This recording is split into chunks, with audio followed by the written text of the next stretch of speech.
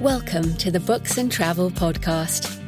I'm Jo Frances Penn, thriller and dark fantasy author, bringing you escape and inspiration about unusual and fascinating places, as well as the deeper side of books and travel. You can find the episode show notes at booksandtravel.page, and if you enjoy thrillers set in international locations, download one of my ebooks for free at jfpenn.com/free. Hello travellers, I'm Jo Frances Penn and I have a really interesting interview for you today. So travel can be about place, but it can also be about time. And in this interview, I talked to Alison Morton about how she has incorporated the ancient Roman Empire into her alternate history books featuring Roma Nova, which is kind of in the modern day. So my novels are also inspired by place and some places that have disappeared. In fact, I'm writing Map of the Impossible at the moment, which is the third in my Map Walker series. And I've been researching the ancient Egyptian funerary complexes. And so I understand the thrill of research about these ancient cultures that we can turn into a story. But I'm kind of in awe at the way that Alison took an idea that Rome didn't fall, that it came through to the present day, and wrote that into the present with all of the features of modern history and the ramifications of what that might mean in modern society. And she weaves in her own military experience. And we talk about the sense of how human emotion imbues itself into a landscape. So places where almost the concentration of history make a richness that you don't find in newer places. Like here where I live in Bath, people came here to the Roman baths, which you can still visit. They came here 2,000 years ago throwing curse tablets into the waters. And then, 1,000 years later, worshipped at the medieval abbey right alongside. And these places of historical importance resonate through the years. And of course, Bath is a vibrant modern city, but it's based on these ancient heritages. And also we talk about how perhaps we are not so different to the ancient Romans after all. And Alison recommends some books about the Roman Empire, but also gives us some alternate history fiction novels that she recommends as well. So I hope you enjoy the interview. Alison Morton is the author of the Roma Nova series, Roman-themed alternate history thrillers with tough heroines. Welcome to the show, Alison. Thanks very much, Joanna. It's an absolute pleasure to be here. Oh, no, it's great to talk to you about this because I know you're such an expert on it. So let's start with what drives your fascination with ancient Rome? Well, how long have you got? No, I won't. It's a lifelong fascination, if you like. It started when I was 11, and I don't know whether they still do it now, but after each holiday you had to go first thing back at school in September. You had to do my holiday project. And so although then photography wasn't sort of up to it, you had to do drawing. So I was drawing this mosaic, and there's this huge Greco-Roman port, Ampurias, which is northeast Spain. So I was traveling, you see, and I was drawing all the pretty patterns of the mosaics and all that. And I asked my father, I said, well, who are the people that lived here? We touched on Romans at school, but touched. And he was a real Roman nut. And he told me all about the sailors and the senators and the slaves and the colonizers and all the rest. And I sort of said to him, well, what did the mummies do? My mother was the head of geography department, women worked. And he said, oh, well, they stayed at home, looked after the children. So I went on drawing, and I turned around to him and said, well, what would it have been like if the mummies and the ladies had run Rome instead of the men? Yeah, there's a good one. And he sort of looked at me. Now he's clever. And he said, well, what do you think it would have been like? And that sort of went into the back of my brain at 11. Wow. So wait, at what age did you write the first of the Roman Nova books? Many, many decades later. So I guess in the meantime, so did you pursue that as you went through school and later? Seriously. I've clambered over most of Roman Europe. I came, we know they had a slave society like all the ancient societies. They were arch colonizers. They were exploiters, they were superstitious, but I'm going to end up like Monty Python now. They gave us systems and organizations and roads and admin, and you can't but admire somebody that's that organized, that cultural, that literary, that technological. And the more I found out about them as I sort of went through the decades and started reading sources, Pliny and Tacitus and all that, I came to admire them even more. And yes, you have to take on the fact that they would not have been entirely pleasant to have lived under unless you were a white, not so much white because they were very multi-ethnic, unless you were a male of a senior family, and then you were probably okay. But because of their complexity, I was totally fascinated. You didn't get that again until the Victorian periods. You didn't get literacy and prosperity at the same level, or a city with 1 million people, until the Victorians. I mean, how can you not be fascinated? No, and I think, I certainly did Latin GCSE, and then I did classical civilization at A-level. So, and like you've travelled a lot. But what is interesting is, we know quite a lot about ancient Rome. I mean, there is a lot of evidence everywhere. But how do you use what we know of ancient Rome to write modern alternate history, which is what you're writing? Yeah. What are some of the places or situations that have inspired you? Well, the thing, you say we know a lot of stuff, but we know patchy bits. We know intensively about some things, and then there's great big gaps. And of course, it's only coming from a certain number of people, but we do know enough. And the Romans left loads of stuff behind. So we can get an insight into their minds to a certain extent. And I think the key is to look at their values, their attitudes, their motivations, and what landscapes they saw. And whether they were military or colonizers, inhabitants. And the thing is to use those sorts of things and the things that we know, ideas like the Praetorian Guard. Everybody's got a vague idea in their head because they've watched too many films or too much I, Claudius.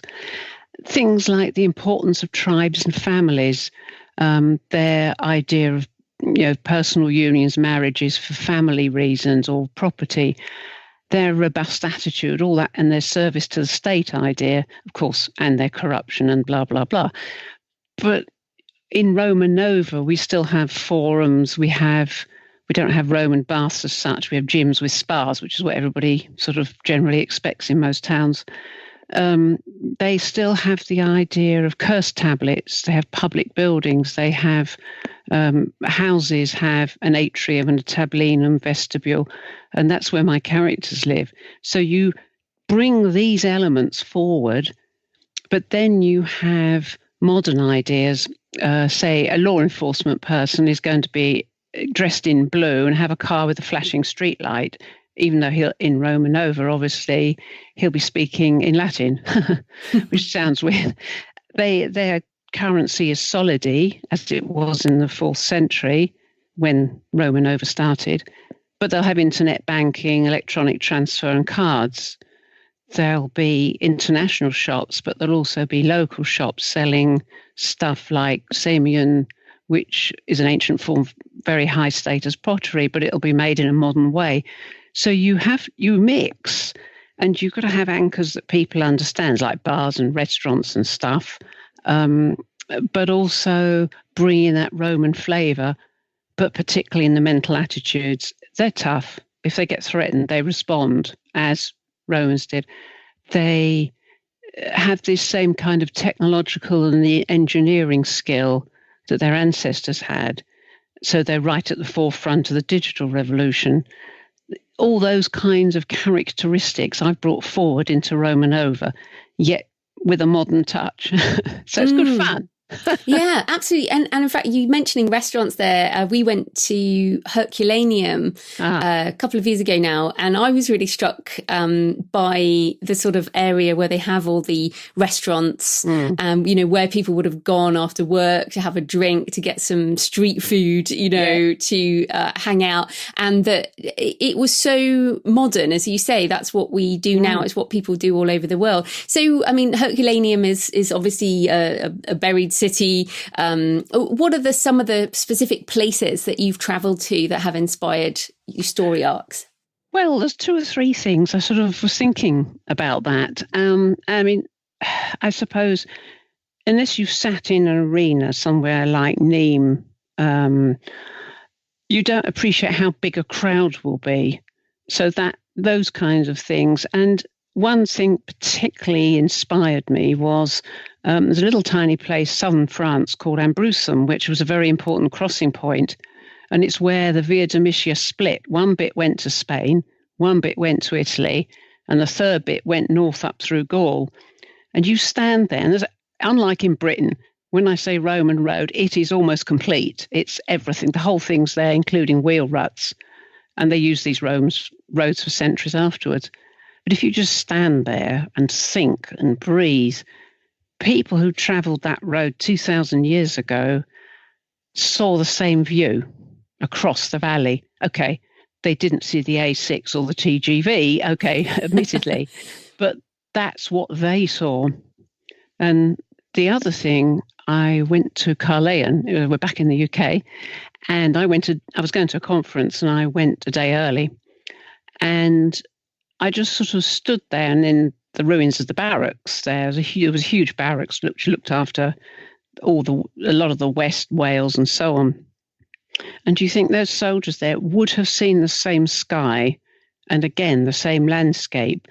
And you just stand there and close your eyes, and you can almost not quite feel people, because that would be a bit spooky, but you can appreciate what they're seeing and perhaps what they might be feeling when there's a cold wind and a bit of drizzle falling on you.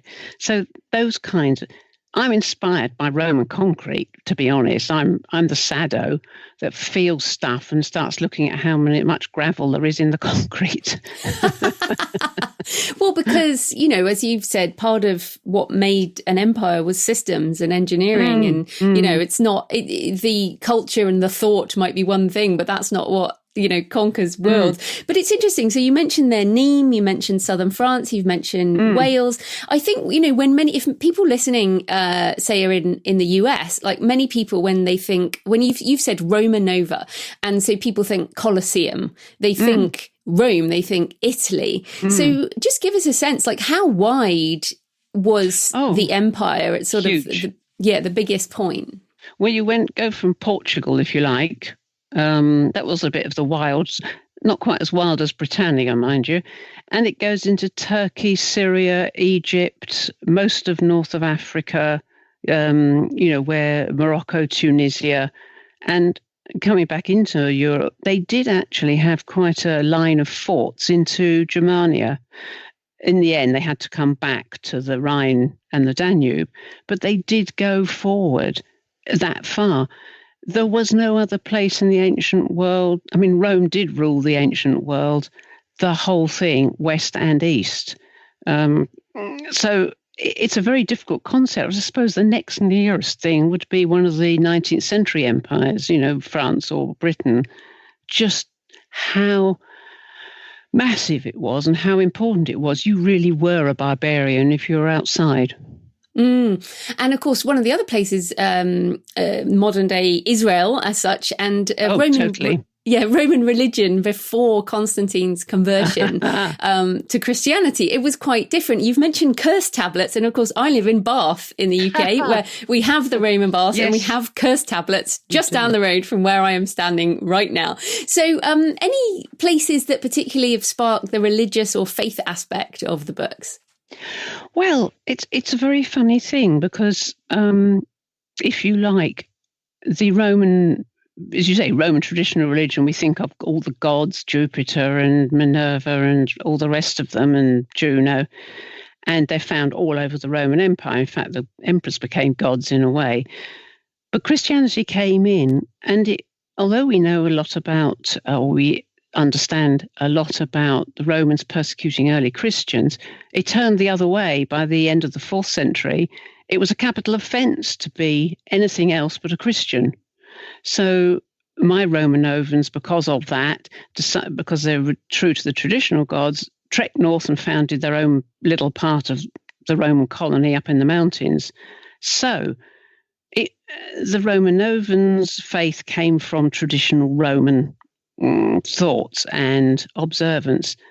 But of course, in the 20th and 21st century, it's a bit like anybody else with a religion that's established. Some believe, some are indifferent, some are just plain cynical.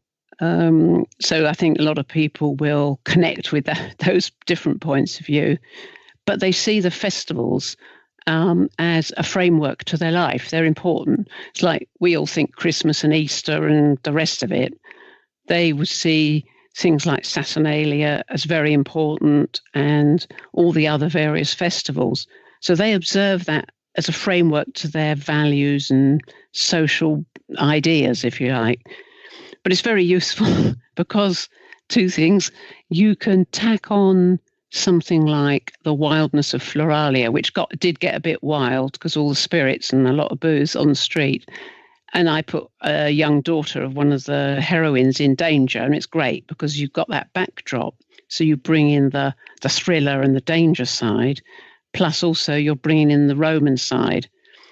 And another character is exiled, which is, as you probably know, you've done Latin studies, that is a fate almost worse than death, to be exiled from Rome. And she's missing Saturnalia, which she's spent every single year with her family. So you can bring all that in. How much anybody believes is up to the personal character, I think. The other fantastic thing about having lots and lots of Roman gods, they can swear by them, and I don't sort of run foul of any current religious names that may offend readers. So we can swear by Jupiter and sort of Mars balls and all that without having to sort of get into anything blasphemous. Yeah, no, absolutely. In fact, I was just trying to think of some of the Roman sort of ancient Roman religious sites that still are inspirational. None are springing to mind. I mean, what about Nîmes, the Maison Carrée down in Nîmes? I haven't been there. Tell us a bit more about that. You must go. It is intact. It is absolutely intact, and it's magnificent. You are like a little ant on the steps leading up to the temple. And I think if you go to Nîmes, I mean, it's the famous one, it's in all the pictures, but go in and just have a little quiet moment, if you can find a quiet moment, and you realise just how much effort and how much symbolism it had. The other thing is there's everybody's heard of the Pont du Gard, but there are springs and rivers, and they're very important to Romans, especially Gallo-Romans, because the local people were very aware of the rhythms of nature. So those two things are particularly, but the Nîmes does give you a spiritual sense, I would say. And yeah, of course, again, in Bath, it's the spring, the natural spring that became the centre of the baths, and a lot of people, worshipping Minerva here, but originally Aquae Sulis and other things. So it is, I find that side really interesting, in terms of certainly here. And the places that were holy, again, it's like you say, looking back into the past and into the future, we've got in Bath, the Roman baths next to Bath Abbey, which is, of medieval origin. So people still worship like in the same places. I think so, yes. I mean, a lot of the Christian churches were built over pagan sites. Very much so. Very much so. I will say something. When I was last in Bath, I looked at the baths and all the rest of it. And then there's a big pool, like a frigidarium. And I must admit, I did feel impelled to throw an offering in. I did throw money into it. And stood there and just had a little think. I don't think it was as heavy as a prayer, but it definitely has an effect on you. You feel a connection. I think so. And I have this, I've talked about this on this podcast before, the feeling that when a lot of human emotion becomes imbued in the same place, it does leave some kind of impression on the landscape. Yeah. And I don't mean ghosts, I mean just some kind of emotional resonance. So in Herculaneum, I found that incredibly moving because, those people died so fast. Yes. And so, just so many of them, when they were covered in lava. And so it wasn't always quick, but it was there they were. You knew you were dying. You knew you would not survive. And what on earth went through those people's heads? They must have prayed to, the gods to protect them. Vulcan? Do we pray to Vulcan? Anybody, basically. And they didn't come through. It's crazy. But it was seen perhaps as retribution. I mean, we have completely different ideas. When a volcano goes up, we just think, oh dear, we must go and rescue people. And it was really sad. Those people on the island in New Zealand a few weeks ago in New Zealand didn't get off the island, and we feel as fellow human beings, but I don't think we think that was God's revenge. Well, it's interesting though, because the original, the land and the Maori sort of heritage side, right. There are some spiritual sides to the volcano, but it brings it back to how you can write alternate history. Is there's not that much separating us from ancient Rome, right? No, people are still people. And I mean, I do try and stick as much, although alternate history, if you want to go completely bonkers, you could write silly stuff. But I try to stick to the historical and make it plausible, if you like. And people don't change. People are just as scared. I mean, a bit more modern attitude, if you like, but they still worry about the same things and they fear the same things.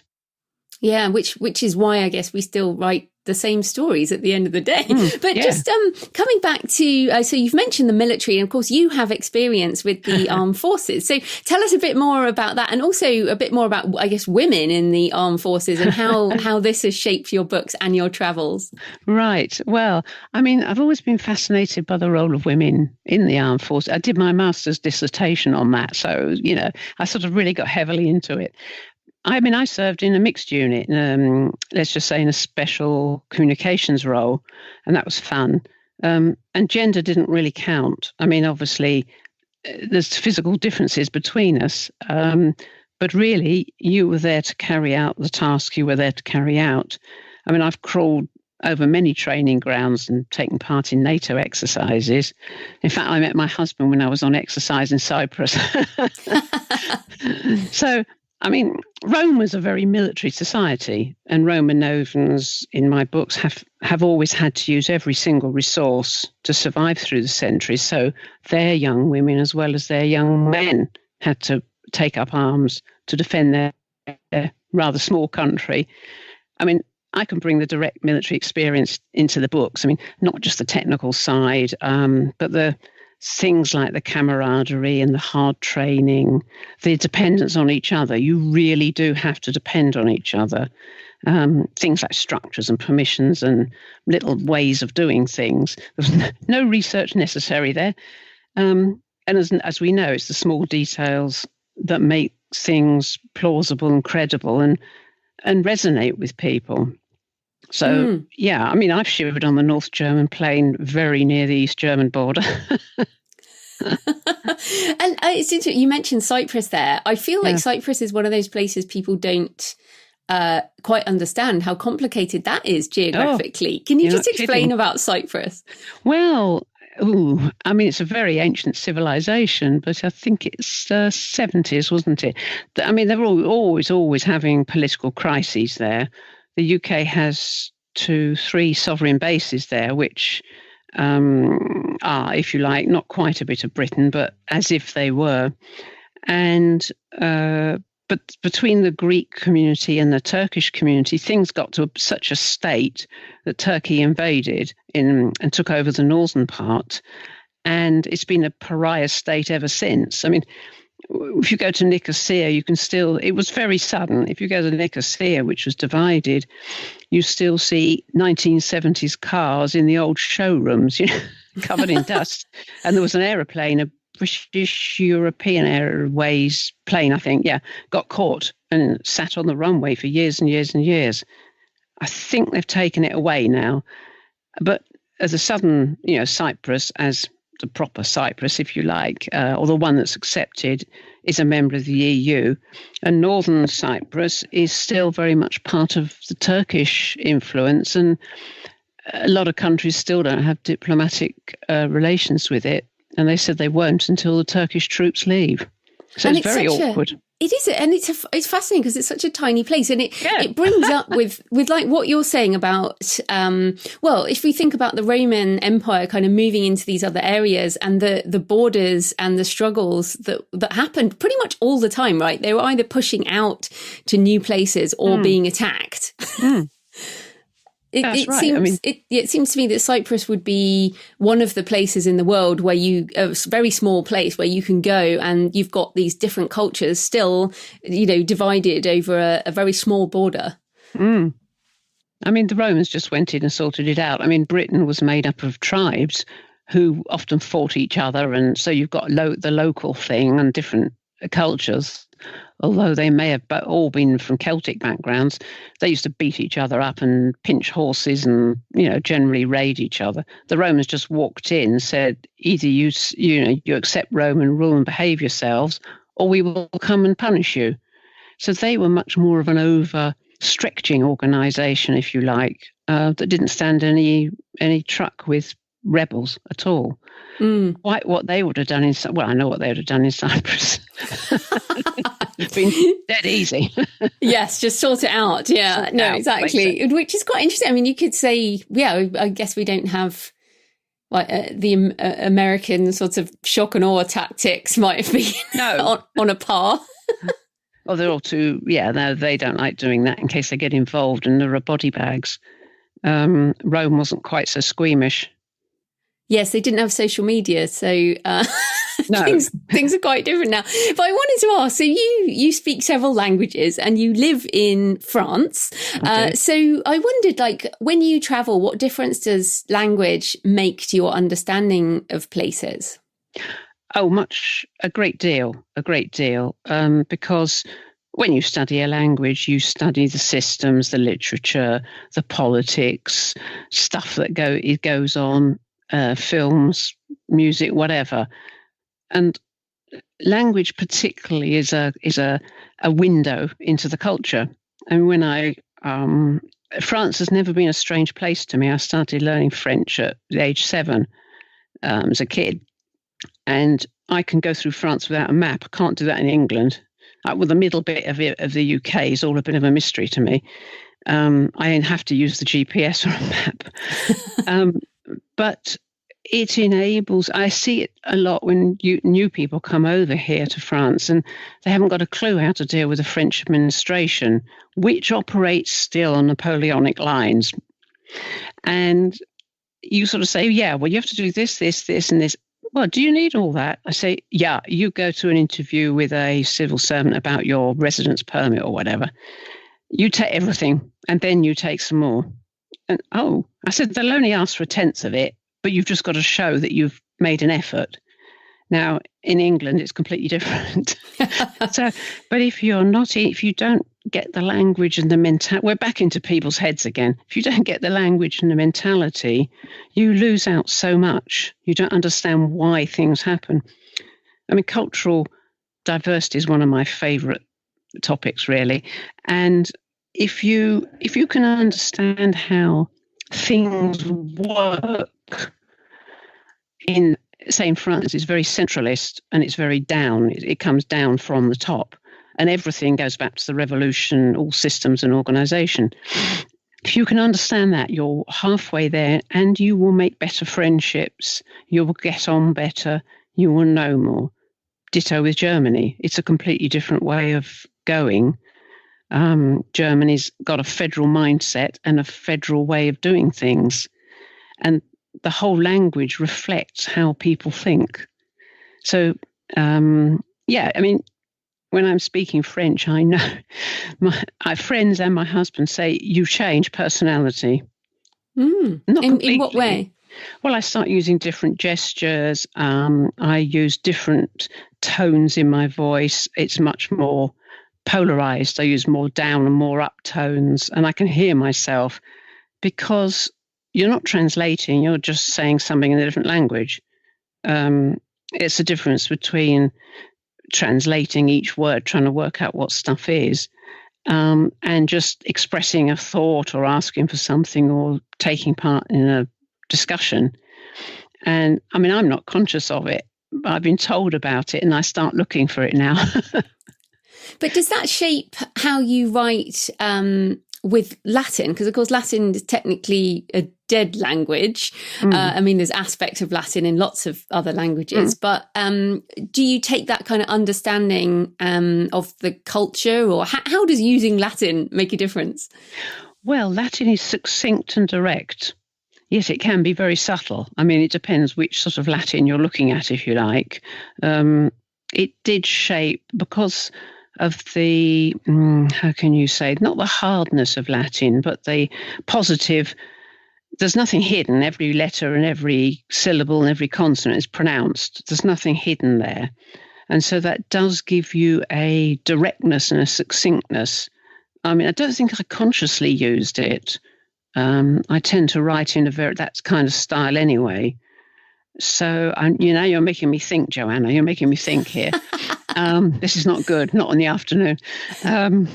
So I think the whole directness helps. That's probably the one thing I can put my finger on. Yeah, and it's interesting because I feel like Mary Beard has sort of brought in a renaissance in interest in Rome and Roman history, and also women. And I like watching her when she kind of translates slang and swear words and kind of, and that's again another sense of they were the same as us. So that, do you incorporate that kind of, because, I did the exams in Latin and you don't use any of that language. No. So do you think about that in a kind of much broader way? You have to. I mean, I don't know whether in your Latin studies you came across the poet Catullus. Yes, I think we read some rude stuff at one point. Yeah. I mean, we did the lyrical stuff and the sparrow and all that stuff. But when then our Latin teacher says, we won't go on to the next bit because that's unsuitable for you girls. Well, of course, what did we do? That was probably extra homework. They were like, we know how to make you translate this. We all sat around the sixth form block dictionaries. What the hell? Oh, my God, is that possible? And I think it was part of us, let's call it a sentimental education. So, yes, again, here we are in direct and be incredibly rude. I mean, because I write a lot of military people and they're Romans, they won't say drat when they drop something or something happens. Hence, we're back to using the Roman gods' names, because if I wrote it in English, it would be unprintable. So, yeah, and you bring that in, if you like. I mean, they could be incredibly lyrical and incredibly obscene. So you have to reflect that all the way through. And usually when I start drafting, I will have read a bit of, probably in translation, I have to admit now, some stuff just to get me into the zone, into the mindset. No, fantastic. So so I am going to ask about some other books, but just tell us about which, if people were going to start with Roma Nova, do they start with book one? Tell us about that, or anything else you want to mention. Yeah, okay. What I've done now as the series has developed is split it into two strands, if you like. So you've got two main heroines, Carina and Aurelia. Carina was brought up in New York, which is great because she is the outsider that comes in. Her mother was Romanovan, and as descent goes through the female line, she's obviously a Romanovan. And then that was the first one I thought of. So the reader finds out about Roma Nova as Carina does. So that's quite useful. So that's a good starting point. So then there's a novella and two other full-length books, which are like snapshots into her life for the next 16, 17 years. And then the other strand, Aurelia, starts in the late 60s and goes through to the early 80s. And Aurelia is, in fact, Carina's grandmother. But I've written these stories of her younger life. And she's a Romanovan, what they call a blood and bone Romanovan, born there. And she does different stuff and she has a different outlook. So we've got two separate strands. But I wrote each book as a standalone anyway. So I hate cliffhangers. I really hate cliffhangers. No, me too. So I never write cliffhangers because it's horrible. But obviously, if you read either each of the 4 or all 8, they connect. And then I've done a book of short stories, which are smaller stories, but enhance, if you like, but little things I wanted to write. About the culture. And apart from your books, what books would you recommend about ancient Rome, or even modern books that also resonate with your alternate history? Well, you mentioned Mary Beard, and of course her recent one, her Pompeii was great. I'd read that before I went to Pompeii, which was really useful. But her SPQR is the one that's been her bestseller, I think, now. That was really, really good because she gets into normal life. She talks about bakers and slaves and traders and the people rather than the emperors and the generals. And she gives you an awful lot of information, but it's never, ever indigestible. And she points out, well, we know about this, so we can surmise that. We don't know much about this, but this would indicate that X, Y, Z. Plus, she uses what we actually do know.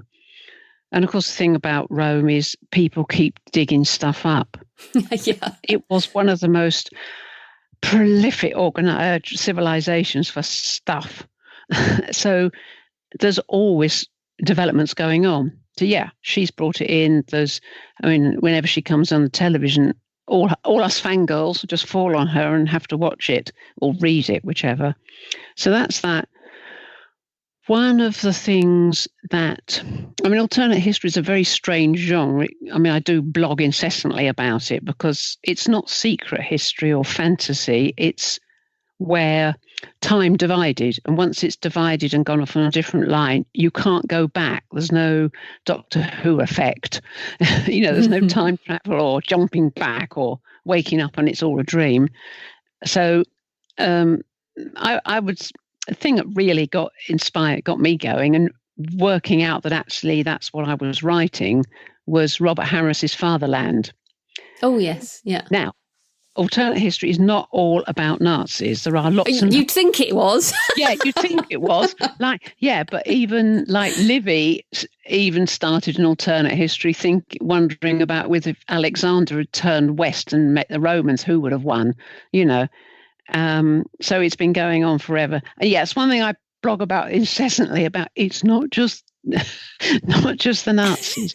I think with the Man in the High Castle, on Amazon as well, which is good and is about Nazis. But there you go. Yeah, it's absolutely. The story it came from is John Smith is not a character in the original story, but anyway. So Fatherland, that's definitely, because it's a thriller and it's the alternative history. So the two. Another one I'd really recommend is Michael Chabon's The Yiddish Policeman's Union. And that's another thriller, but with a different twist.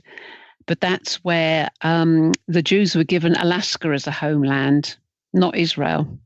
Ah. And the lease sucks to be that cold. Yeah, very cold. And the lease is running out. Uh-huh. So that's quite, and he writes very, very cleverly. He's a clever writer. Mm. Then if you want couple more in the UK is Pavan, which is by Keith Roberts. And that's as if the Spanish Catholics had invaded and won in England in the Armada. And that there they take sort of episodes. Again, he's quite a deep writer, a writer on moods, and you're getting glimpses of little episodes in people's lives, but it does all come out to a conclusion. And then the other one is good old Kingsley Amis, which people don't realise he wrote an alternate history. And that's called The Alteration, which is a play on words and quite a lot of funny little political ironies in it as well. But that's quite good. Fantastic. Well, I think it's surprising when you start thinking about it. And I love the idea. It's something that, I have thought about. And yeah, but I do think it's so interesting, and definitely people should check out Roma Nova if they want to see how your mind has taken history and turned it into a story. So where can people find you and your books and everything you do online? Right. Okay. Well, I've got 2 blogs. One's for writing and writers and odd stuff, but my main Roma Nova blog is at Alison-Morton.com. Brilliant. Well, so thanks. Hang on, that's got a blog attached to it. And I'm on Twitter at Alison_Morton. So, and Facebook, of course, like everybody else is. Okay, well, thanks so much for your time, Alison. That was great. I've had a great time chatting. I mean, yes, thank you so much. Thanks for joining me today on the Books and Travel podcast. I hope you found a moment of escape. You can find the episode show notes at booksandtravel.page. And if you enjoy thrillers set in international locations, download one of my books for free at jfpen.com/free. Happy travels until next time.